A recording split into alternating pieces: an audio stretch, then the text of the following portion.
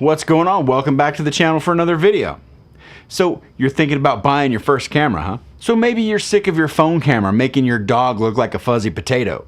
Or maybe, just maybe, you've convinced yourself you're the next Denzel Adams or Casey Neistat. Either way, buckle up, Buttercup, because choosing your first camera is like picking your Hogwarts house. A big decision, zero room for regrets, and your entire personality will revolve around it from now on.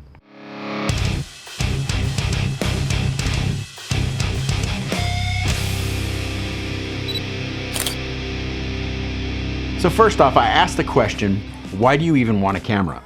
So step number one is define your mission. What, do you want to be a YouTuber? Well, that's cool. Just don't start every video with, what's up guys? Well, wait, I just did that. Landscape photography? Awesome. Just be ready to wake up at 4 a.m. for golden hour. Wedding photography? Bold of you to assume that you can deal with bridezillas. The point is the why shapes the what.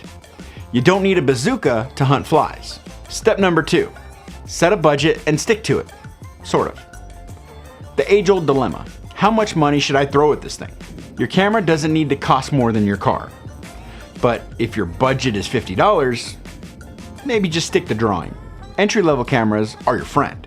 Think $500 to $1,000. And don't blow it all on the body.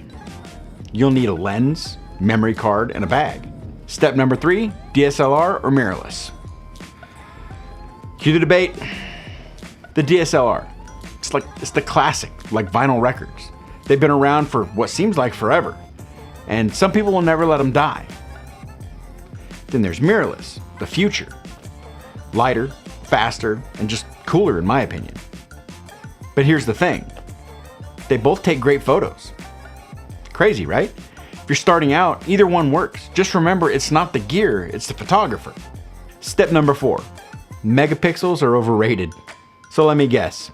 You saw a 100 megapixel camera and thought, whoa, I'll be able to see the atoms on my cat's face. Newsflash, unless you're printing billboard-sized photos, anything over 20 megapixels is more than enough. Step number five, try before you buy. Now, this isn't a Tinder date. You actually can test the camera before committing. Hit up a camera store, hold it, feel the buttons, take a few test shots. If it doesn't feel right in your hands, walk away. No buyer's remorse. Step number six, don't forget the accessories. You've got the shiny new camera, but guess what? You're only halfway there. A decent lens is more important than the camera body. Seriously. A tripod? Well, unless you want your videos to look like they were filmed during an earthquake, extra batteries. Because cameras die faster than your phone on a road trip.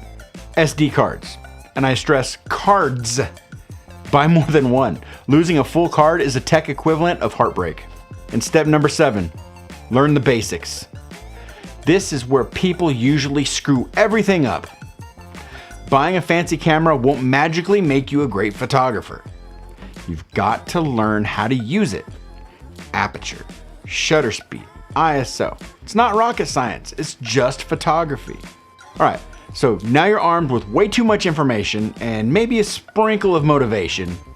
So go pick that first camera and start your journey. Just don't forget to have fun along the way, or at least pretend while you're cussing at your settings. Remember, cameras are tools, not magic wands.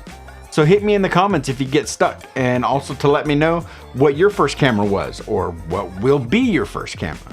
As always, remember to like the video, subscribe if you haven't already, and click the bell for future videos.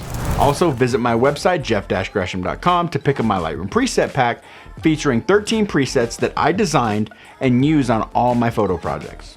And until next time, get out and shoot, and I'll catch you in the next video. I'm just gonna sit here and wait. Come back.